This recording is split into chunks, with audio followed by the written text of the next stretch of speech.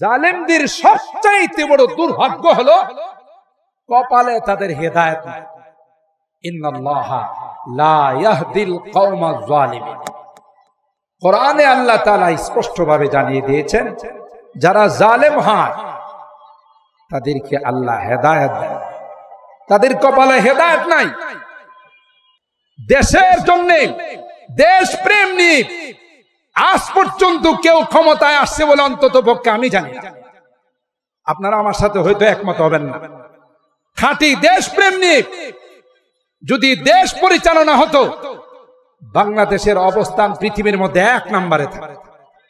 আরে নাদান, এই মাদ্রাসাগুলোর কারণে, কোরআনের চর্চার কারণে, মসজিদের কারণে আল্লাহ তোমাকে গজব দিয়ে ধ্বংস করে নাই। কারণ এই কোরআনের পাখিরা ভোর রাতে উঠে জাতির জন্য দোয়া করে। কথা বলেন ঠিক কিনা? আর এই মাদ্রাসাগুলো বন্ধ করার ষড়যন্ত্রে আছে। আল্লাহ দেখাই দিয়েছে, যারা এই সমস্ত ব্যঙ্গের ছাতা বলতো আর বলতো তোমারে প্যারে পাকিস্তান মে চলে যাও, কথা বলেন ঠিক কিনা? এখন তাদেরকে লাইট মারলে পাওয়া যাব, বাতি চালান দিলে পাওয়া যাব। আল্লাহ কয় না, এখন যদি কেউ এই কথা বলে তোমারে প্যারে হিন্দুস্তান মে চলে যাও, কথা বলেন ঠিক কিনা?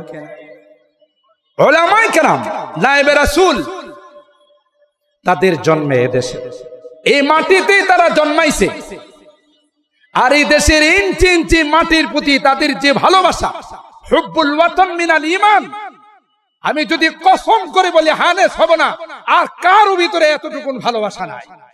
খুরশিদ দ্বীন আহমদ কা आलम के उफुक पर चमकेगा। সত্যের মশালবাহী প্রিয় মনীষীদের পাপড়ি টিভি। এই বিজয়, আগের বিজয় এবং বর্তমান বিজয়, টোটাল বিজয়টা হলো আল্লাহর নিয়ামত। কথা বলেন ঠিক কিনা? নতুন স্বাধীনতা এবং পুরাতন স্বাধীনতা, ঠিক কিনা? কোনটাই কিন্তু আমাদের বাহুবলে অর্জিত হয় না। সেই 9 মাসের স্বাধীনতা সংগ্রামে একটা দুর্বল জাতি, আমাদের কোনো অস্ত্র শস্ত্র ছিল না, লোকবল ছিল না, কিছুই ছিল না।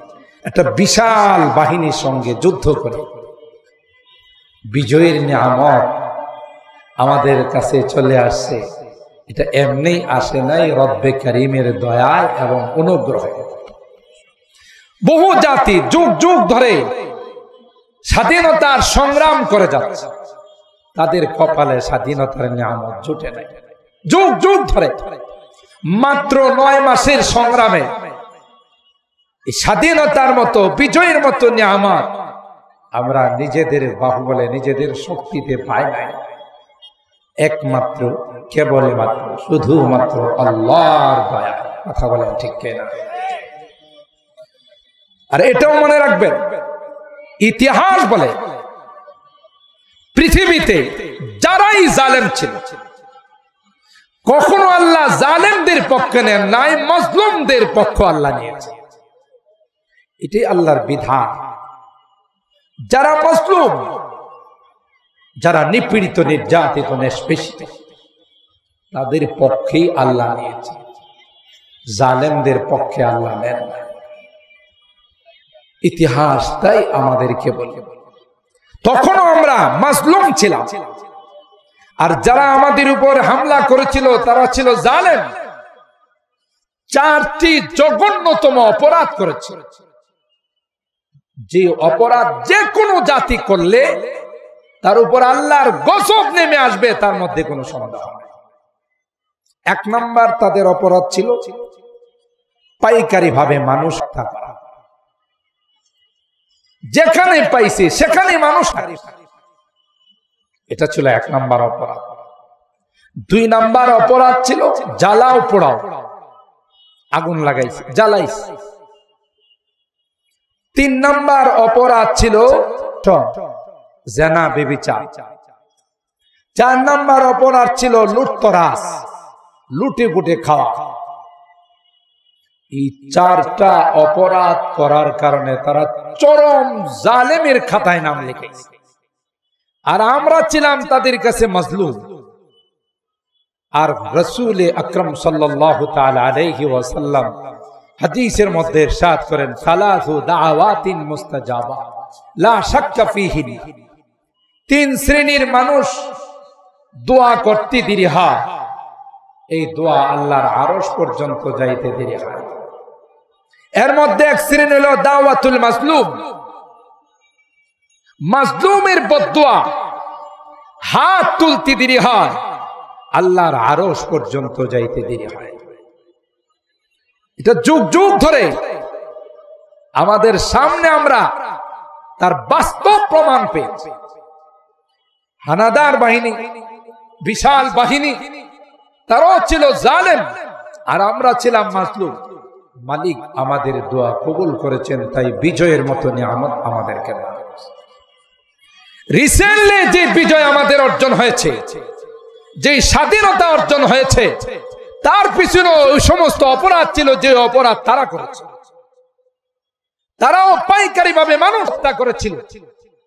বর্তমান সময়েও গুম খুন করে আয়না ঘরে ঢুকে অন্যায় ভাবে মানুষকে হত্যা করা হয়েছিল, তাই তারা ছিল জালেম। যাদের হত্যা করা হয়েছিল তারা ছিল মাজলুম। জালেমদের সবচাইতে বড় দুর্ভাগ্য হলো কপালে তাদের হেদায়েত নাই। ইন্নাল্লাহা লা ইয়াহদিল কওমাজ জালিমিন। কোরআনে আল্লাহ তাআলা স্পষ্টভাবে জানিয়ে দিয়েছেন, যারা জালেম হয় তাদেরকে আল্লাহ হেদায়েত দেন, তাদের কপালে হেদায়েত নাই। এই চারটা অপরাধ ওরা করার কারণে তারা পরাজয় বরণ করেছে, আর আমরা মাজলুম হওয়ার কারণে, নিপীড়িত নির্যাতিত হওয়ার কারণে আল্লাহর নুসরত আমাদের পক্ষ নিয়েছে। সুবহানাল্লাহ। ইত্তাকি দাওয়াতাল মাজলুম ফাইন্নাহু লাইসা বাইনাহু ওয়া বাইনাল্লাহি হিজাব। রাসূল আকরাম সাল্লাল্লাহু তাআলা আলাইহি ওয়াসাল্লাম ইরশাদ করেন, মাজলুমের বদদোয়া থেকে বাঁচো। বড় পাওয়ারফুল বদদোয়া, তারা আল্লাহর আরশকে পর্যন্ত ধাক্কা মারে। সুবহানাল্লাহ, এত বড় পাওয়ারফুল মাজলুমের বদদোয়া। কেউ কাউকে যদি জুলুম করে, আজ নয় কাল তার বিচার হবেই হবে, কখনো দুনিয়াতে কখনো পরকাল হবে। এই ছিল তাদের অবস্থা, যে কারণে আল্লাহ আমাদেরকে সাহায্য করেছেন, আল্লাহ আমাদের পক্ষ নিয়েছেন, বিধায় স্বাধীনতার বিজয়ের নিয়ামত আল্লাহ আমাদেরকে দান করেছেন। আর নিয়ামত প্রাপ্ত হলে আল্লাহর উসুল হল। কুরআনুল কারীমের সূরা ইব্রাহিমের 7 নম্বর আয়াতে আল্লাহ তাআলা ইরশাদ করেন, লা ইন শাকারতুম লা আযীদান্নাকুম ওয়া লা ইন কাফারতুম ইন্না আযাবি লাশাদীদ। তোমরা নিয়ামতের শুকরিয়া আদায় করবে, নিয়ামত বাড়িয়ে দিবে, না করবে কঠিন শাস্তি। ইন্না আযাবি লাশাদীদ। সব নিয়ামতের শুকরিয়া একরকম নয়। বিজয়ের নিয়ামতের শুকরিয়া শুধু আলহামদুলিল্লাহ বলে না, এটার শুকরিয়া কিভাবে আদায় করতে হবে এটাও আল্লাহ কোরআনে কারীমের মধ্যে আমাদেরকে জানিয়ে দিয়েছেন। সুবহানাল্লাহ। আল্লাযীনা ইম্মাক্কান্নাহুম ফিল আরদ আকামুস সালাতা ওয়া আতাবুজ যাকাতা ওয়া আমারু বিল মা'রুফ ওয়া নাহাউ আনিল মুনকার ওয়ালিল্লাহি আকিবাতুল উমুর। আল্লাহ বলেন, বিজয়ের নিয়ামত, স্বাধীনতার নিয়ামত আমি আল্লাহ যাদেরকে দান করব, এই নিয়ামতের 1 নাম্বার শুকরিয়া হলো, 1 নাম্বার কৃতজ্ঞতা হলো আকামুস সালাহ। যারা স্বাধীন রাষ্ট্রের ক্ষমতায় বসবে, যারা স্বাধীন রাষ্ট্রের পরিচালনায় বসবে, আল্লাহ বলেন তাদের 1 নাম্বার জিম্মাদারি হলো, তাদের 1 নাম্বার দায়িত্ব হলো আকামুস সালাহ। নিজেরাও নামাজ পড়বে, রাষ্ট্রের যারা আছে আইন করে হলো তাদেরকে নামাজের জন্য বাধ্য করবে। নামাজ না পড়লে তাদের পানিশমেন্টের ব্যবস্থা রাখবে। আকামুস সালাত। অনেক বড় বড় শাইখুল হাদিস উলামায়ে কেরাম বসা আছেন, নামাজ পড়ার ইকামতে সালাত এক নয়। যারা রাষ্ট্রীয় ক্ষমতায় বসবে, স্বাধীন রাষ্ট্রের যারা ক্ষমতাবান হবে, আল্লাহ গায় এক নম্বর দায়িত্ব হলো আকামুস সালাত। রাষ্ট্রের কোথাও কোনো বেনামাজি থাকতে পারবে না। রাষ্ট্রীয় আইন করে নামাজের টাইমে অফিস, আদালত, মার্কেট সবগুলো বন্ধ রাখতে হবে, সবগুলো বন্ধ রাখতে হবে।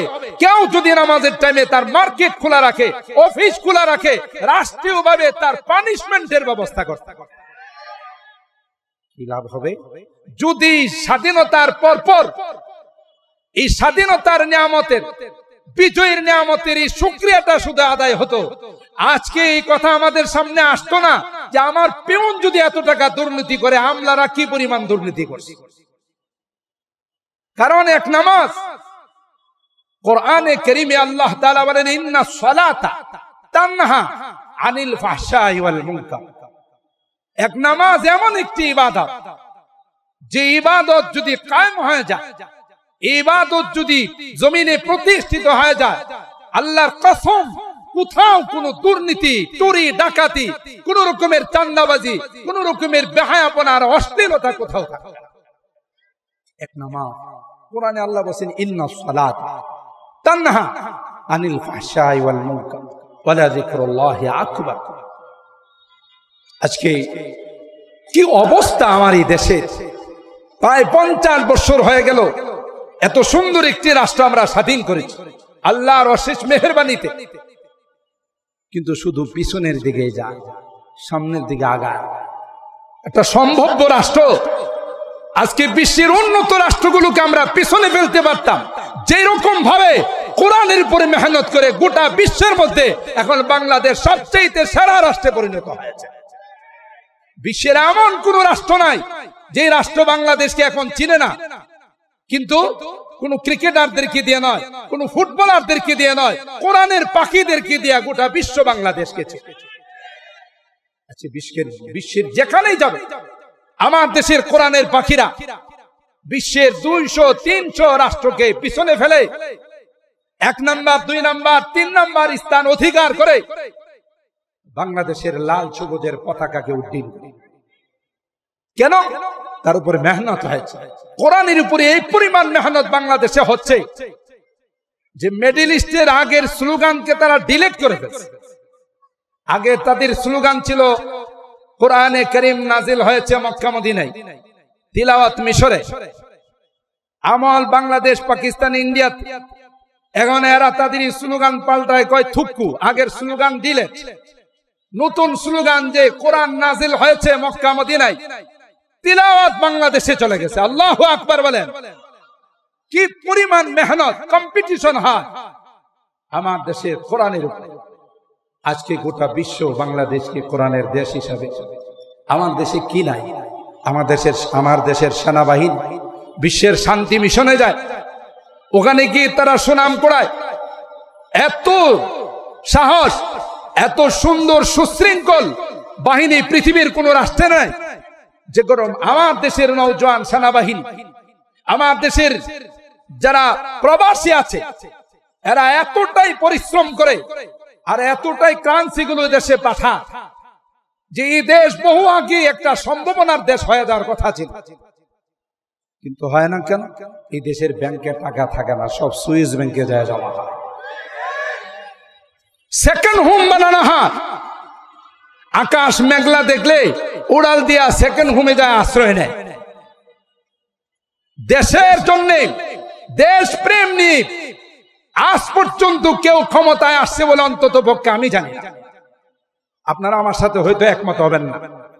খাঁটি দেশ প্রেম নিয়ে যদি দেশ পরিচালনা হতো, বাংলাদেশের অবস্থান পৃথিবীর মধ্যে 1 নম্বরে থাকে। সমস্যা একটাই, সেই সমস্যাটা হলো আমার দেশে দেশপ্রেম নাই। সম্মানিত সুধী, এটা হতো কখন? যদি এক নামাজের বিধান রাষ্ট্রীয়ভাবে কায়েম হয়ে যায়। কোরআনে বলতেছে যে তোমরা বিজয় দিবস পালন করো, স্বাধীনতার দিবস পালন করো, কিন্তু যেইভাবে আমি পালন করতে বলছি তোমরা সেইভাবে করো। 1 নম্বর ধাপ ছিল তোমাদের, 1 নম্বর পদক্ষেপ ছিল আকামুস সালাহ, তোমরা সেটা করো। নামাজ কায়েম করার কোনো বিধান আজ পর্যন্ত বাংলাদেশের পার্লামেন্টে কি পাশ হয়েছে? বলে নামাজের কোনো, বরং আমরা অনেক সময় দেখেছি আজকে যে মাদারিসগুলোর উদ্যোগে এই মহা সম্মেলন, সেই মাদ্রাসাগুলোর বিরুদ্ধে ক্ষণে ক্ষণে ষড়যন্ত্র হয়েছে। মাদ্রাসার কর্মকর্তা যারা আছেন, মাদ্রাসার জিম্মাদার যারা আছেন, তাদের বিরুদ্ধে ষড়যন্ত্র হয়েছে। মাদ্রাসার তালিব ইলম যারা আছে তাদের বিরুদ্ধে ষড়যন্ত্র হয়েছে। কমিটি যারা আছে তাদের বিরুদ্ধে ষড়যন্ত্র হয়েছে। এই মাদ্রাসাগুলো বন্ধ করে দেওয়ার বিভিন্ন পায়তারা হয়েছে। অথচ এই মগাদের জানা নেই যে গোটা বিশ্ব মিলে যদি মাদ্রাসা বন্ধ করে ষড়যন্ত্র করা হয়, গোটা বিশ্ব মিলে যদি একত্রিত হয়ে তার বিরুদ্ধে অ্যাকশনে যায়, আল্লাহর কসম মাদ্রাসা কেউ বন্ধ করতে পারবে না। কেন পারবে না?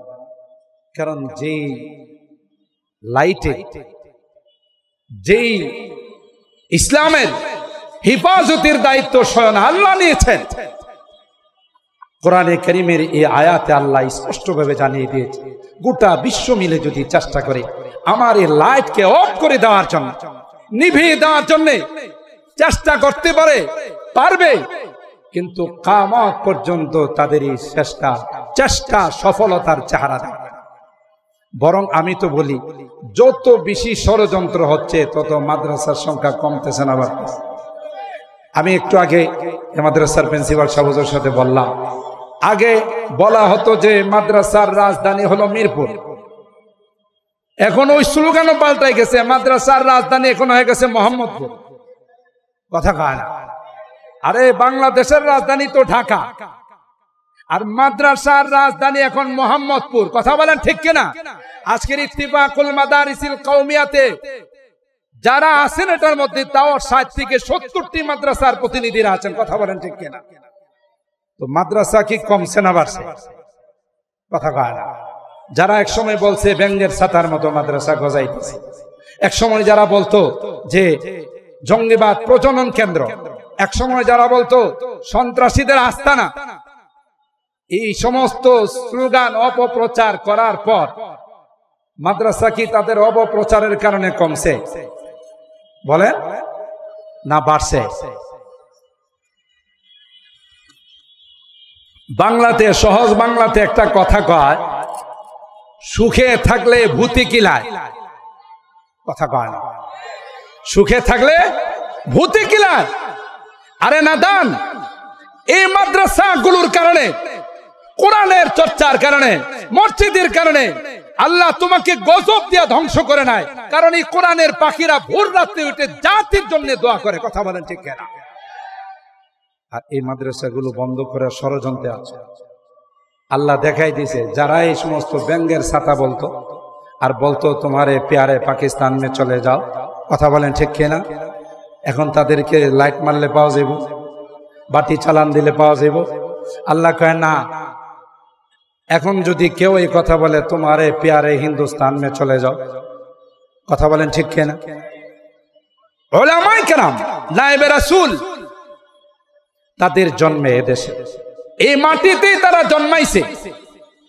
আর এই দেশের ইঞ্চি ইঞ্চি মাটির প্রতি তাদের যে ভালোবাসা, হুব্বুল ওয়াতান মিনাল ঈমান, আমি যদি কসম করে বলি হানেস হব না, আর কারো ভিতরে এতটুকু ভালোবাসা নাই। বিপদের সময় সবার পূর্বে যারা জাতির পাশে দাঁড়ায়, আপনারা দেখেছেন, এরা হলো জাতির রাহবর, জাতির মাথার মুকুট, হযরতে উলামায়ে কেরাম। বন্যা বলেন, মহামারী, করোনা বলেন, সিডর বলেন, আয়লা বলেন, যত রকমের দুর্যোগ আছে, সমস্ত দুর্যোগের মধ্যে জাতির পাশে সবার আগে যারা দাঁড়ায় এরা হলো হক্কানি রব্বানি উলামায়ে কেরাম, দেওবন্দের সূর্য সন্তান হযরতে উলামায়ে কেরাম। কথা বলেন ঠিক কিনা? জাতির ভালোবাসা জাতির মহব্বত তাদের অন্তরে নাই, আর তোমাদের অন্তরে আছে। তোমরা আকাশ মেঘলা দেখলে আগের থেকে টিকিট করে রাখো, কথা বলেন ঠিক কিনা? কারণ তোমাদের সেকেন্ড হোম আছে, তোমাদের সুইস ব্যাংকে অ্যাকাউন্ট আছে। ওলামায়ে কেরামদের কারো সুইস ব্যাংকে একটা অ্যাকাউন্টও নাই, কথা বলেন ঠিক কিনা? এই মাদ্রাসাগুলো জাতির জন্য যে কত বড় রহমত, কত বড় নিয়ামত।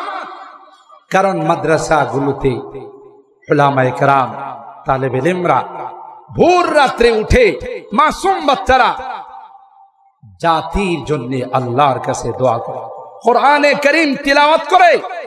না হয় আমরা যে পরিমাণ গুনাহতে লিপ্ত আছি, বহু আগেই আল্লাহ আমাদেরকে ধ্বংস করে দিবে, কথা বলেন ঠিক কি না? আল্লাহ বলেন ইউরিদুনা লিইউতফিউ নূরাল্লাহি বিআফওয়াহিহিম ওয়াল্লাহু মুতিম্মু নূরিহি ওয়ালাউ কারিহাল কাফিরুন। আল্লাহ বলেন যতই তোমরা চেষ্টা করো, গোটা বিশ্ব মিলে যদি কোরআনের বিরুদ্ধে ষড়যন্ত্র করে, যেহেতু কোরআনের দায়িত্ব স্বয়ং আমি আল্লাহ নিয়েছি, কোরআন সংরক্ষণের দায়িত্ব স্বয়ং আমি আল্লাহ নিয়েছি, যতই ষড়যন্ত্র করো কিয়ামত পর্যন্ত কোরআনকে সংরক্ষণ আমি আল্লাহ এমন ভাবে করব, তোমাদের লজিক, তোমাদের কোনো মেশিনেও সেটা ধরা পড়বে না। 6 বৎসরের বাচ্চা, 5 বৎসরের বাচ্চা, তার সিনার মধ্যে আমি আল্লাহ 30 পারা কোরআনকে সংরক্ষণ করে দেব। ছোট ছোট বাচ্চা 30 পারা কোরআনের হাফিজ হয়ে যায়। জিজ্ঞাসা করলে তার উস্তাদকে বলে, হুজুর এই বাচ্চাটা দৈনিক আধা পারা করে সবক শোনাই। সুবহানাল্লাহ বলে।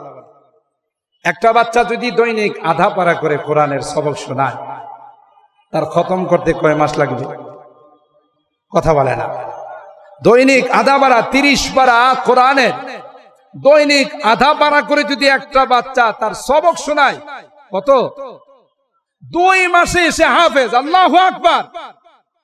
একটা কবিতা আমরা যখন ছোটকালে স্কুলে পড়ি, একটা কবিতা মুখস্থ করতে গেলে 1 সপ্তাহ সময় লেগে যায়, কথা বলেন ঠিক কিনা? আর সেখানে 10 পৃষ্ঠা আধা পারা কোরআন মুখস্থ করে এক বৈঠকে উস্তাদকে শোনাই দে। এটা ব্যক্তিগত কোনো কাবিলিয়ত নয়, ব্যক্তিগত কোনো যোগ্যতা নয়, এটা মহান রব্বে কারীমের বিশেষ করুণা, কথা বলেন ঠিক কিনা? ওয়ালাকাদ ইয়াসসারনাল কুরআনা লিযিকরি ফাহাল মিন মুদ্দাকির। আল্লাহ বলেন আমি তো কোরআনকে সহজ করে দিয়েছি, আমার কালাম এখানে সংরক্ষণ করার জন্য স্বয়ং আমি আল্লাহ দায়িত্ব। হেরা গুহা থেকে আল্লাহর হাবিব যখন জিবরিল আমিন থেকে কোরআনের আয়াত নিয়ে আসতেন, আর ঠোঁট নাড়াইতে, আল্লাহ ডাক দিয়ে কয় আপনি ঠোঁট নাড়াচাড়া করেন কেন? লা তুহাররিক বিহি লিসানাকা লিতাজালা বি ইন্না আলাইনা জামআহু ওয়া কুরআনা। আপনি তাড়াহুড়া করবেন না, এই কোরআন আপনার সিনায় সংরক্ষণ করার দায়িত্ব আমি আল্লাহ। কত কোটি কোটি হাফিজ বানায়া আল্লাহ গোটা বিশ্বের মধ্যে ছেড়ে দিয়েছে। কোরআনে কারীমের কোন নুসখা, কোরআনে কারীমের কোন কপি যদি জ্বালিয়ে দেওয়া হয়, সমুদ্রে নিক্ষেপ করা হয়, নাউজুবিল্লাহ, পুনরায় আবার কোরআনে কারীম হাফেজে কোরআনদের মাধ্যমে পৃথিবীতে জিন্দা হয়ে যায়, ঠিক কিনা বলেন? একদল ছোট ছোট বাচ্চাদেরকে আল্লাহ লাগাইছে কোরআনের হিফজ করার জন্য, আরেকদল উলামায়ে কেরামদেরকে আল্লাহ লাগিয়ে দিয়েছেন কোরআনের তাফসীর হল করার জন্য, আরেকদল ফুকায়ে কেরামকে আল্লাহ লাগিয়ে দিয়েছেন কোরআনের মাসলা মাসাইল ইস্তিমবাত করার জন্য, আরেকদল ওয়াইজিন মুবাল্লিগিনকে আল্লাহ লাগিয়ে দিয়েছেন এরা কোরআনের এই বাণীগুলো জাতির কাছে পৌঁছে দেওয়ার জন্য, আরেকদল মুজাহিদিন কেরামকে আল্লাহ লাগিয়ে দিয়েছেন যারা কোরআনের বিরুদ্ধে কথা বলবে সাথে সাথে তাদের দেহের থেকে মাথাটা বিচ্ছিন্ন করে দেবে। দেখছেন, ইউআইদু দীনাল্লাহি ফি কুল্লি দাওরাতিন আসাইবা তাতলু মিসলুহা মিন আসাই। কোরআনের সংরক্ষণের জন্য আল্লাহ চতুর্দিকে এইভাবে লোক লাগিয়ে দিয়েছেন যে কোরআন সংরক্ষণের দায়িত্ব আমি নিয়েছি, কিয়ামত পর্যন্ত এই কোরআন হিফাজত আমি আল্লাহ নিজেই করব। সে আফগান মুজাহিদ আপনারা দেখেন যে প্রত্যেকে আলেম, হাফেজ, মুফতি, আল্লাহ তাদেরকে এত ইমানে তাকত দিছে যে দেশে ঢুকে এই দেশকে বিজয় না করে ফেরত আসে। কথা বলেন ঠিক কিনা? কেন? এই কোরআনের পাওয়ার আছে। আমি এই জন্য আমার অনেক বয়ানে বলি, আপনারা মন খারাপ করেন। ওলামায়ে কেরামের ভদ্রতা দেখে অনেকে ওলামায়ে কেরামদেরকে দুর্বল মনে করে, যে আমরা কিছু বললে তো মৌলবীরা জবাব দেয় না। আরে মৌলবীরা জবাব দেয় না, আল্লাহ না করছে ওয়াইদা খাতাবাহুমুল জাহিলুনা ক্বালু সালাম। তোমাদের সাথে যদি জাহেলরা কোনো খারাপ আচরণ করে তোমরা তার জবাব দিও না। এই ভদ্রতাকে দুর্বলতা মনে করার কোনো উপায় নেই। হযরত মুফতি আমিনী রাহিমাহুল্লাহ তিনি প্রায় তার বক্তব্যে বলতেন যে মিয়া সাহেব, আলেম ওলামাদেরকে দুর্বল মনে করেন না, টুপির নিচে বারুদ আছে। এই শব্দটা বলতেন যে টুপির নিচে বারুদ আছে, তার মানে কি এখানে বারুদ নিয়ে নিয়ে ঘুরে না। ওলামায়ে কেরাম ভোর রাত্রি উঠে দুই হাত তুলে যখন মালিকের কাছে ফরিয়াদ জানাবে, তোমার ওই অগ্নিয়াস্ত্র, তোমার এটিএম বুম, তোমার ক্ষেপণাস্ত্র, তোমার ক্রুজ ক্ষেপণাস্ত্র, তোমার পারমাণবিক কোনটাই এই হাতের সামনে আসার সাহস পাবে না। কথা বলেন ঠিক কিনা? আপনারা কি মনে করেন নতুন বিজয় আর নতুন স্বাধীনতা এমনি আসছে? বহু হাত আকাশে গেছে। কথা বলেন ঠিক কিনা? এই হাতের বরকতে আসমান থেকে বিজয়ের ফয়সালা হয়েছে। কথা বলেন ঠিক কিনা? সূরা নমলের আপনারা ওই ইতিহাস পড়ে দেখেন। আমি ইতিহাস বলার জন্য নয়, বোঝানোর জন্য। কারণ কোরআনে আল্লাহ যত ঘটনা বর্ণনা করেছেন, আল্লাহ পাক ক্লিয়ারলি জানিয়ে দিয়েছেন, লাকাদ কানা ফি কাসাসিহিম ইবরাতুল লিউলিল আলবাব। এর মধ্যে যারা বুদ্ধিমান, বুদ্ধিমানেরও কিন্তু আবার কথা আছে, বুদ্ধি যারা বুদ্ধিজীব আর বুদ্ধিজীবী। আমরা যাদেরকে বুদ্ধিজীবী মনে করি, আল্লাহর কাছে এগুলো একটাও বুদ্ধিজীবী নয়। এগুলো আল্লাহ কয় আমার কাছে মুর্দারের সমতুল্য। কথা বলেন ঠিক কিনা? কোরআনে সংজ্ঞা দিয়েছেন আল্লাযীনা ইয়াযকুরুনাল্লাহা কিয়ামান ওয়া কুউদান ওয়া আলা জুনুবিহিম ওয়া ইয়াতাফাক্কারুনা ফি খালকিস সামাওয়াতি ওয়াল আরদ। আল্লাহ বলেন এরা হলো উলুল আলবাব, এরাই হলো বুদ্ধিমান, যারা সারাক্ষণ আল্লাহকে স্মরণ রাখে। নামাজের টাইমে নামাজ পড়ে, শক্তি থাকলে দাঁড়িয়ে, না হয় বসে, না হয় শুয়ে, না হয় ইশারা করে, কখনো আল্লাহর এই হুকুম নামাজকে তারা কাজা করে না। আল্লাহ বলেন এক নাম্বার কোয়ালিটি হলো বুদ্ধিমানের সাথে। আর আমরা যাদেরকে বুদ্ধিজীবী বলি, তাই না, অধিকাংশ লোক খারিয়া মুতে, কথা কয় না, দাঁড়ায় পেশাব করে। কেউ শিক্ষিত থাকলে রাগ করেন না, আপনাকে বলি নাই। আপনি হোটেলের রেস্তোরাঁয় যান, এয়ারপোর্টে যান, নামি দামি কোন সার্কিট হাউসে যান, বসে পেশাব করার অপশন যদি থাকে একটা, দাঁড়িয়ে পেশাব করার অপশন থাকে 10টা। ওখানে কি জিনের বাচ্চারা এসে পেশাব করে? ওই জেন্টলম্যান যারা দেখবেন কাপড় উঠাইতে উঠাইতে আস্তে আস্তে হাঁটুর উপরে কাপড় চলে আসে, হাফ প্যান্ট পরে পরে রাস্তায় বেড়া, আর নিজেদেরকে মনে করে মডারেট আর আধুনিক, অথচ হে জানে না যে কত বড় জানোয়ার। কথা কয় না। কারণ পশু জানোয়াররা যখন পেশাব করে, ওরা দেখবেন দাঁড়ায় পেশাব করে, একদিক দা খায় আর একদিক দা পেশাব পায়খানা।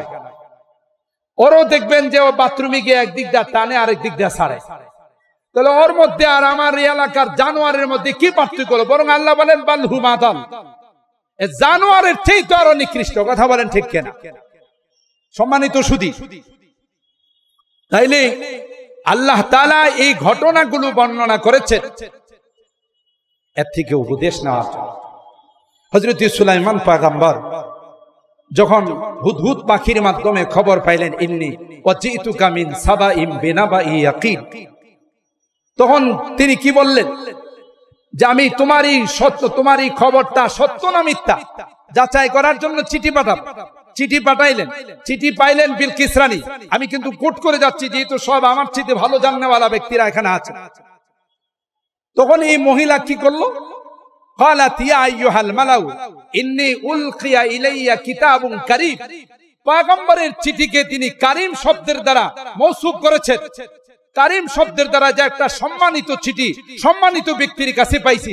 আসমানের মালিক কয় বিলকিস, সারাটা জীবন সূর্যের পূজা করছি, আর আমার নবীর চিঠিকে তুই সম্মান করলে, ইজ্জত করলে, আমি আল্লাহ তোকে ঈমানের দৌলত দিয়া সম্মানিত করি। ওলামাদের সাথে সম্পর্ক রাখলে, নায়েবে রাসূলদেরকে ভালোবাসলে, মহব্বত করলে, এই সকল মাদারিস গুলোর সাথে সম্পর্ক রাখলে কি লাভ দেখেন? ওলামাদের এই সুন্নতি লেবাস গায়ে লাগাইলে কি লাভ? জাদুকররা হযরত মুসার সঙ্গে মোকাবেলা করার জন্য আসছে, কিন্তু আসার আগে এরা সিদ্ধান্ত করলো যে যেহেতু মুসার সঙ্গে খেলা হবে, খেলা শব্দটা তো সবাই বুঝেন, যদিও যারা কইছিল খেলা হবে এখন কেউ নাই, কথা কয় না, যে মুসার সঙ্গে যেহেতু খেলা হবে তাই মুসার ড্রেসটা লাগায় যায়। হযরত মুসা পয়গম্বরের ড্রেস লাগায়া জাদুকররা ময়দানে যখন উপস্থিত হলো, আসমানের মালিক বলে, যেহেতু তোমরা জাহিরি ড্রেস পোশাক পাল্টাইছ, আমি আল্লাহ তোমাদের বাতিনি ড্রেসটাও পাল্টাই। উহিব্বুস সালিহিন ওয়া লাস্তু মিনহুম লাআল্লাল্লাহা ইয়ারযুকুনি সালাহা। আমি যদিও নেককার নয়, কিন্তু উলামায়ে কেরামদের এই সুন্নতি লেবাস, উলামায়ে কেরামেরই ফেরেশতাদের লেবাস, এটা আমি অন্তর দিয়ে ভালোবাসি, উলামায়ে কেরামদেরকে ভালোবাসি, যেন আল্লাহ তাদের সঙ্গে আমাকেও জান্নাতের মেহমান বানায়। দাম আছে, মূল্য আছে, টিপ্পনি মাইরেন না, মস্কারা করেন না। একদল আছে এই সমস্ত লম্বা জুব্বা আলেম ওলামাদের পোশাক দেখলে মস্কারা করে বেড়ায়, আর কই মৌলবীরা মার্কেটের কাপড়ের দাম বাড়াই দিছে। আর যদি কাহারো পেট একটু বড় হয়, হইতেই পারে বংশগত বিষয়, তাইলে তো হইছি, কই দেখো মানুষের বাড়িতে খায়া পেটটারে ডুল বানায় ফেলাইছে।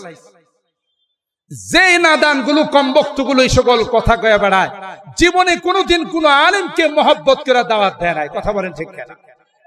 যারা দেয় নাই তাদের মুখ দিয়ে সকল কথা সুবাব এরাই বলে, আর যারা মহব্বত করে ভালোবাসে এরা কোনোদিন মানুষের সামনে এই জাতীয় কথা বলে না, ঠিক কিনা বলে?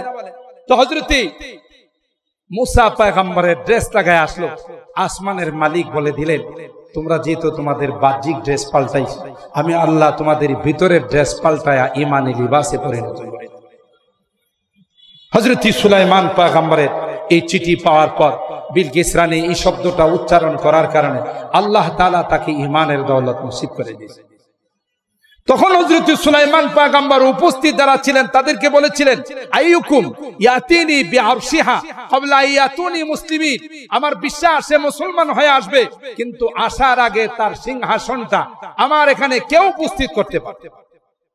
ক্বালা ইফরিতুম মিনাল জিন, একজন জিনের আলেম, সে বলেছিল, আনা আতিকা বিহি ক্বাবলা আন তাকুমা মিন মাকামিক, আমাকে যদি পারমিশন দেন আপনি বসার থেকে দাঁড়াইতে যে সময়টুকু লাগবে এর আগে আমি সিংহাসনটা উপস্থিত করে দিতে পারি। সুলাইমান পয়গম্বর বললেন যে এটা তো অনেক সময়, এত সময় আমার হাতে নাই, এর চাইতে দ্রুত কে পারবে?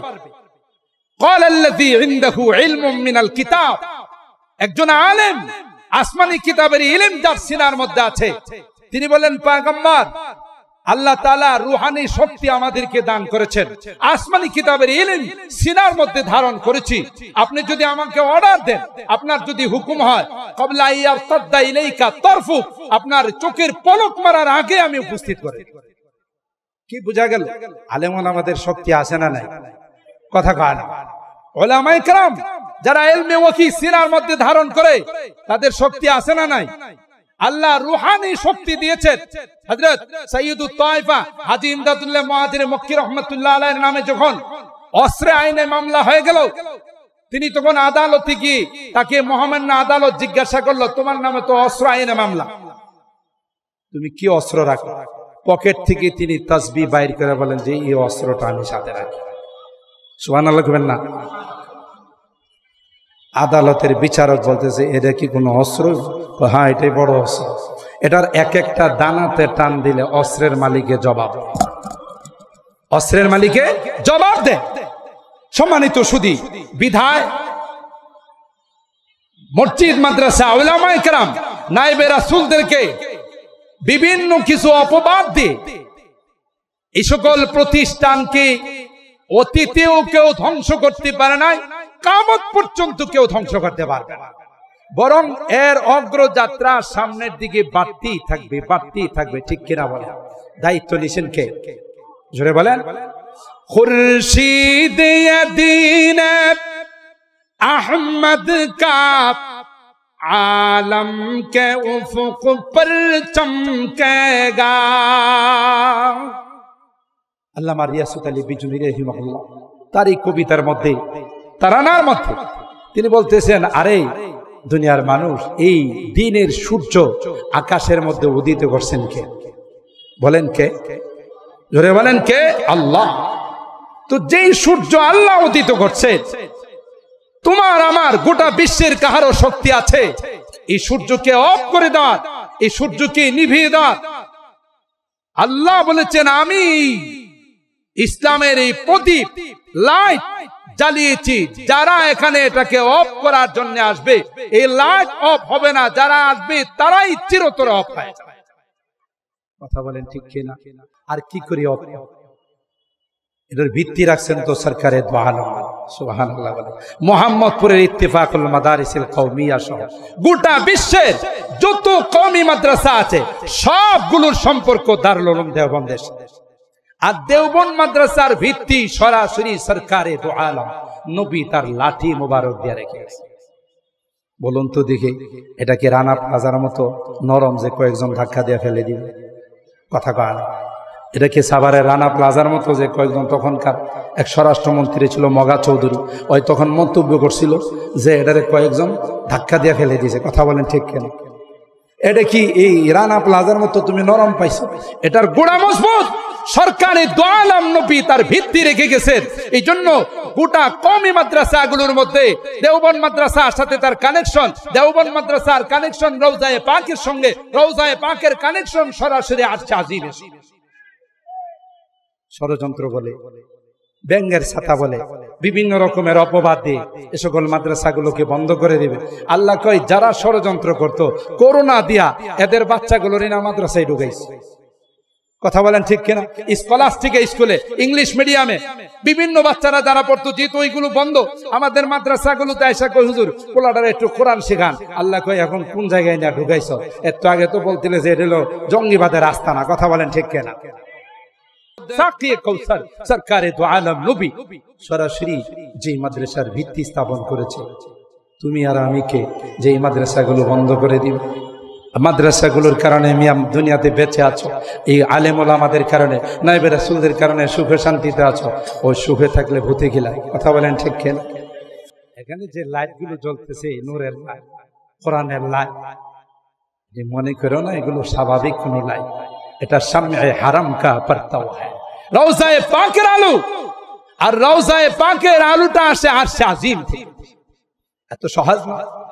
সুতরাং এগুলোর গোড়া অনেক মজবুত। কোন রকমের ষড়যন্ত্র করে মাদারিসে কওমিয়া গুলোকে শেষ করা যাবে না। ভাগ্যবান যারা তার সঙ্গে সম্পর্ক রাখবে। কথা বলেন ঠিক কিনা? এখান থেকেই সর্বপ্রথম নারায়ে তাকবীরের আওয়াজ উঠছে, কালমার আওয়াজ উঠছিল। হযরত কাসেম নানুতবী রাহিমাহুল্লাহকে আল্লাহর নবী বলে ইংরেজদের বিরুদ্ধে সংগ্রাম করবে, ইংরেজকে ভারত উপমহাদেশ থেকে খেদাবে। এই জন্য আগে ক্যান্টনমেন্ট বানাও, আর সেই ক্যান্টনমেন্টটাই ছিল দারুল উলুম দেওবন্দ। এই জন্য আমি আমার অনেক বয়ানে বলি, ইতিহাস সম্পর্কে যারা জানে না, ইতিহাস সম্পর্কে যারা অজ্ঞ, এরাই আলেম ওলামাদেরকে স্বাধীনতা বিরোধী করে। কথা কয় না? যদিও এই রকমের আওয়াজ আশা করা যায় কিয়ামত পর্যন্ত আর এদেশে উচ্চারিত হবে না। কথা বলেন ঠিক কিনা? এই আওয়াজ আর উচ্চারিত হবে না। যাদের অবদানে তোমরা বাংলাদেশের মতো স্বাধীনতা, বাংলাদেশ স্বাধীন হিসাবে পেয়েছো, আজকে যদি ইংরেজ বেনিয়াদের কাছ থেকে আমাদের আকাবেররা ভারত উপমহাদেশ স্বাধীন না করতেন, পাকিস্তান হতো না। পাকিস্তান না হলে পূর্ব পাকিস্তান, পশ্চিম পাকিস্তান হতো না। পূর্ব পাকিস্তান না হলে স্বাধীন বাংলাদেশ হতো। গোড়াতে যাদের অবদান, গোড়াতে যারা রক্ত দিয়েছেন, এরা হলেন আমাদের আকাবের। উলাইকা আবাই ফাজিনি বিমিসলিহিম কদ জামাআতনা ইয়া জারীরাল মাজাম। তাদেরকে অবজ্ঞা করে, তাদেরকে মাইনাস করে স্বাধীনতার কোনো চিন্তাই করা যায় না। কথা বলেন ঠিক কিনা? কথাটাই আল্লামা রিয়াসত আলী বিজুনেরি রাহিমাহুল্লাহ তিনি তার এই তারানার মধ্যে উল্লেখ করেছেন। এক একটা এই সকল মাদ্রাসা থেকে লক্ষ লক্ষ শেখুল হিন্দ মাহমুদুল হাসান তৈয়ার হচ্ছে। কথা বলেন ঠিক কিনা? যে শেখুল হিন্দ মাহমুদুল হাসান দেওবন্দি রাহিমাহুল্লাহ এই স্বাধীনতা সংগ্রামে ইংরেজদের বিরুদ্ধে অগ্রণী ভূমিকা পালন করেছেন। আজকে তার উত্তরসূরিরাও যখন ইসলামের উপর আঘাত আসবে, কোরআনের উপর আঘাত আসবে, সেই সৈনিক হিসাবে, ইসলামের মুজাহিদ হিসাবে জান বাজি দেওয়ার জন্য প্রস্তুত হয়ে যাবে। কথা বলেন ঠিক না বেঠিক? দেখতে মাদ্রাসাগুলো ছোট হতে পারে, কোরআনের প্রতিষ্ঠানগুলো আকারে আয়তনে ছোট হতে পারে, কিন্তু তার এটার আরবিতে বলে কাম আর কাইফ, গণনার দিক দিয়ে আয়তনের দিক দিয়ে ছোট হতে পারে, কিন্তু তার পাওয়ার এত বেশি। এখানে যারা কোরআন নিয়ে পড়ে তাদের পাওয়ার এত বেশি, এক একটা দুয়ার বরকতে আল্লাহ গোটা পৃথিবী ওলট পালট করে। কথা বলেন ঠিক কিনা? আমাদের আকাবে হযরত হাফিজ জি রাহিমাহুল্লাহ, হযরত পিজ্জি রাহিমাহুল্লাহ, শেখুল হাদিস রাহিমাহুল্লাহ, মুফতি আমিনী রাহিমাহুল্লাহ, মুজাহিদে আজম আল্লামা ফরিদপুরি রাহিমাহুল্লাহ, ফখরে বাঙ্গাল রাহিমাহুল্লাহ, আথার আলী রাহিমাহুল্লাহ সহ আমাদের আকাবেররা যে কুরবানি করে এই সকল মাদ্রাসাগুলো প্রতিষ্ঠা করে গেছেন, আমি তো সারা জিন্দেগি মনে করি তাদের এই শুকরিয়া যদি আমরা আদায় করতে থাকি, জীবন গেলেও শুকরিয়া আদায় হবে না। আমাদের প্রত্যেক আকাবের ঢাকা শহরে একটা মসজিদ করছে, পাশাপাশি মাদ্রাসা করছে। যদি ওনারা এই মাদ্রাসাগুলো না করতেন, আজকে ঢাকা শহর কোথায় যাইতো, কোন বাতিলের হাতে চলে যাইতো? আমাদের আকাবেররা দূরদর্শিতা নিয়ে ভবিষ্যৎ চিন্তা করে প্রত্যেকটা মসজিদের সঙ্গে এক একটা মাদ্রাসা করেছেন। আর আজকে এই মাদ্রাসাগুলো লালবাগ মাদ্রাসা, রহমানিয়া মাদ্রাসা, পরকাটারা মাদ্রাসা, মোহাম্মদিয়া মাদ্রাসা সহ বাংলাদেশের যত মাদ্রাসা ঢাকা শহরের আমাদের এই আকাবেরদের বরকত। কথা বলেন ঠিক কিনা? তাদের ইখলাস, তারা নিজেদের জন্য কিছু করে নাই, দিনের জন্য, উম্মতের জন্য করে গেছেন। কথা বলেন ঠিক কিনা? শাইখুল আরব ওয়াল আজম, আওলাদ রাসূল হযরত হুসাইন আহমদ মাদানী, তার যে রাজনৈতিক প্রজ্ঞা ছিল, তিনি চেয়েছিলেন ভারত, পাকিস্তান, বাংলাদেশ সব এক হয়ে থাকবে। একটা সময় আসবে মুসলমানের আধিক্যতে যারা অমুসলিম আছে তারা তাদের কাছে সারেন্ডার করতে বাধ্য হবে। আজকে আমাদেরকে নিয়ে পার্শ্ববর্তী রাষ্ট্রওয়ালারা চিনিমিনি খেলে। কথা বলেন ঠিক কিনা? হযরত হুসাইন আহমদ মাদানী, তার দূরদর্শিতা, তার ভবিষ্যৎ নজর ছিল, যদি আজকে আমরা সব মুসলমান একতাবদ্ধ হয়ে থাকতাম, বিজাতিরা আমাদেরকে অত্যাচার আর নির্যাতন করবে দূরের কথা, চোখ রাঙ্গায়া তাকানোর মতো সাহস পাই। এটা ছিল হযরত হুসাইন আহমদ মাদানী রাহিমাহুল্লাহ রাজনৈতিক দূরদর্শী। কিন্তু ইখতিলাফ মতানৈক্যের কারণে এটা হয় নাই, খণ্ড বিখণ্ড হয়ে গেছে বিভিন্ন ষড়যন্ত্রের কারণে। আজকে আমরা বিক্ষিপ্ত। এটাই আল্লাহ নবী, ওই যে হাদিস পড়েছিলাম, ওখানে আল্লাহ নবী ভবিষ্যৎবাণী করে গিয়েছিলেন যে একটা সময় আসবে বিজাতিরা তোমাদের উপরে চড়াও হবে। সাহাবায়ে কেরাম প্রশ্ন করেছিলেন, ওমিন কিল্লাতিন নাহনু ইয়াউমাইদিন, ইয়া রাসূলুল্লাহ, আমরা কি সংখ্যায় কম থাকবো? তাই ক্বালা বাল আনতুম ইয়াউমাইদিন কাসীর, না, তোমাদের সংখ্যা কম থাকবে না, সংখ্যা বেশি থাকবে, কিন্তু ওয়ালাকিন্নাকুম গুসাউন কা গুসাইস, তোমাদের মধ্যে একতা থাকবে, তোমাদের মধ্যে ঐক্য থাকবে না, ইত্তেফাক থাকবে না। আমি তো মনে করি মোহাম্মদপুরের মাদ্রাসাওয়ালারা, মাদ্রাসার মুহতামিমিন হযরত, মাদ্রাসার জিম্মাদার হযরত গোটা বাংলাদেশকে একটা মেসেজ দিতে চাইছেন যে এই আমরা যেমন ইত্তিফাকুল মাদারিসিল কওমি এখানে কায়েম করেছি, গোটা বাংলাদেশে এইভাবে যদি সব মাদ্রাসাগুলো এক হয়ে যায়, সমস্ত মুসলমান যদি এক হয়ে যায়, ভারতের ক্ষমতা হবে না আমাদের উপরে কোনো টর্চারিং দূরের কথা, চোখ রাঙায় তাকানোর ক্ষমতা হবে না। কথা বলেন ঠিক কি? আরে আমাদের যারা বর্ডার গার্ড, আমি একটা ছোট্ট কথা বলি, হয়তো আপনারা অনেকে অ্যাকসেপ্ট করবেন, এদেশের সেনাবাহিনী, বর্ডার গার্ড, আমাদের দেশের যত সোলজার আছে এদের ভিতরে ইমানি তাকত আছে। কথা বলেন ঠিক কিনা? রৌমারী সীমান্তে আপনারা জানেন মুরব্বীরা, রাত্রের আধারে আমাদের বন্ধু রাষ্ট্র, চিনেন তো বন্ধু রাষ্ট্র, কথা কয় না, বন্ধু রাষ্ট্রের অবস্থা হলো এরকম যে মুরগি তো জান দে দিয়া লেকিন খানেওয়ালা কো মজা নেই মিলা। এটা হলো আমাদের বন্ধু রাষ্ট্রের স্লোগান। আমরা কত কিছু দিছি, আবার কখনো কখনো আমাদের এরকমের স্লোগান ছিল যে তাদের উন্নতি আমাদের উন্নতি, আমাদের উন্নতি তাদের উন্নতি। আবার একটা পর্যায়ে মুখ ফসকে বইলেই বলেছে স্বামী স্ত্রীর সম্পর্ক। কথা কয়, একটা পর্যায়ে মুখ ফসকেই কথাও বের হয়ে গেছে আর এটা তো বের হওয়া লাগবে না, এটা সবাই জানে। কথা বলেন ঠিক কিনা? এই বন্ধু রাষ্ট্র আমাদের বর্ডারে প্রতিদিন কয়েকজনকে হত্যা না করলে তাদের শান্তি লাগে না। আর আমরা রাজশাহীর বড় বড় আমগুলো পাঠাই, বড় বড় ইলিশগুলো পাঠাই, জীবনে কোনোদিন আমাদের একটা কোয়েল পাখির ডিমও দেয় না। বন্ধুত্ব কি একতরফা হয় না, দুতরফা? কথা কয় না। আরে বন্ধুত্ব তো দুই তরফা লাগে, শুধু একতরফা এটা কোনো বন্ধুত্ব নয়, এটা রাক্ষস। কথা বলেন ঠিক কিনা? এত বড় একটা অজাগরা রাষ্ট্র, 32টা প্রদেশ, এক একটা প্রদেশ বাংলাদেশ থেকে বড়। কথা বলেন ঠিক কিনা? তারপরও আমার দেশের প্রতি তাদের শকুনের দৃষ্টি আছে, কুদৃষ্টি আছে। তাই ওরা রাত্রের আধারে আমার দেশের 1 কিলোমিটার দখল করে ফেলছে। আপনারা মিডিয়ার মাধ্যমে জানছেন তখনকার ঘটনা। বিডিআর নৌজওয়ানরা, তখন নাম ছিল বিডিআর নৌজওয়ানরা তাদের হেডকোয়ার্টারে ফোন দিল যে আমাদের প্রায় 1 কিলোমিটার দখল করে ফেলছে। কেন্দ্রের থেকে অর্ডার গেল, অ্যাকশনে যাও। যে অর্ডার সেই কাজ। আমার দেশের নৌজওয়ানরা সাথে সাথে অ্যাকশনে গিয়ে প্রায় 100 বিএসএফ কে বিনা হিসাবে জাহান্নামে পাঠাইছে। কথা বলেন ঠিক কিনা? আমার দেশের একটা নৌজওয়ানের গায়েও টাচ লাগে নাই। তখন থেকে আমাদের বন্ধুরা তাদের টনক নড়ে গেছে। কোরআনুল কারীমের সূরা আল মাইদার 51 নম্বর আয়াতে আল্লাহ বলেন, ইয়া আইয়ুহাল্লাযীনা আমানু লা তাত্তাখিযুল ইয়াহুদা ওয়ান নাসারা আউলিয়া বা'দুহুম আউলিয়াউ বা'দ ওয়া মান ইয়াতাওয়াল্লাহুম মিনকুম ফাইন্নাহু মিনহুম। তোমরা তাদেরকে তোমাদের বন্ধু বানাবে না। এটা কি গতকাল বলছেন? কথা কয় না। আজলের মধ্যে আল্লাহ কোরআন নাযিল করেছেন, আমাদেরকে বলে দিয়েছেন, হে বিশ্বের মুসলমান, বিদাতীদেরকে তোমাদের বন্ধু বানাবে না। এরা কোশ্চেন কেন তোমাদের বন্ধু নয়, তারা আপোষে পরস্পর বন্ধু, এরা তোমাদের চরম দুশমন। কথা বলেন ঠিক কিনা?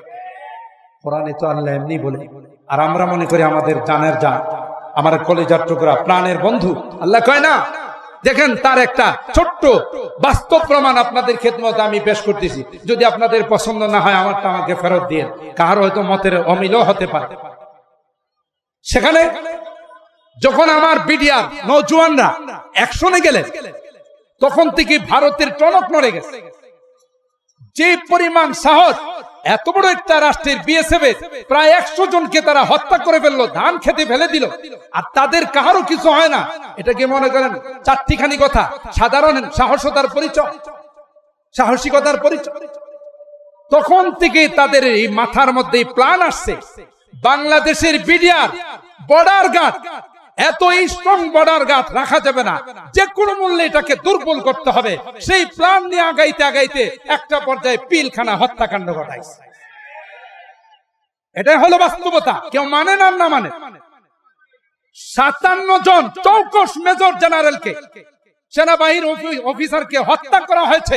এক একজন মেজরের, এক একজন সেনাবাহিনীর অফিসারের পিছনে বাংলাদেশের কত কোটি কোটি টাকা খরচ হয়। কথা বলেন ঠিক কিনা? বন্ধু হিসাবে ওই তারা তখন থেকে নকশার প্ল্যান করছে, যে কোনো মূল্যে এটাকে অঙ্গরাজ্য বানাইতে হবে, যে কোনো মূল্যে এটাকে আমাদের করতলে নিয়ে আসতে হবে।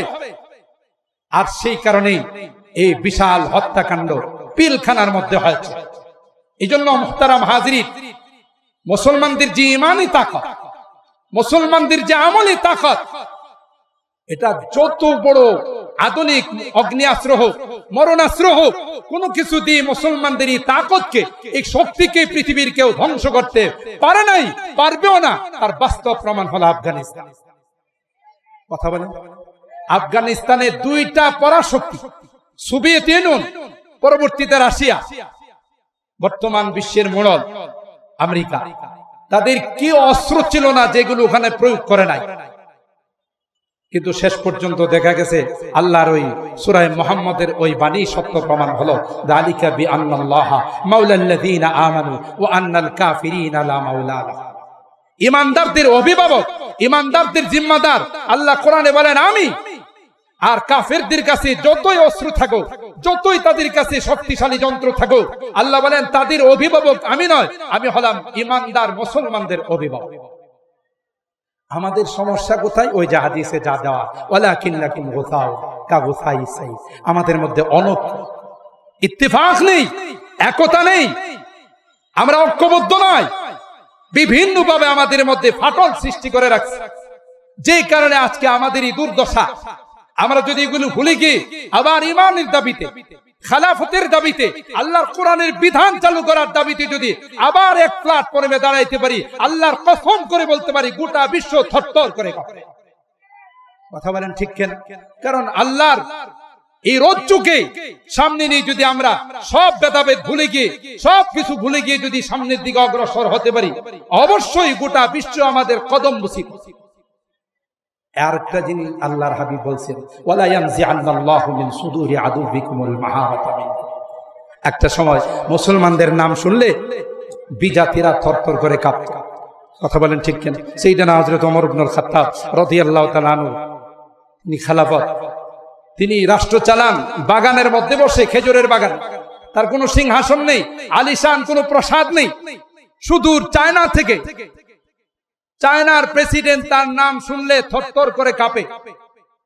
কিসের সেই ভয় ছিল?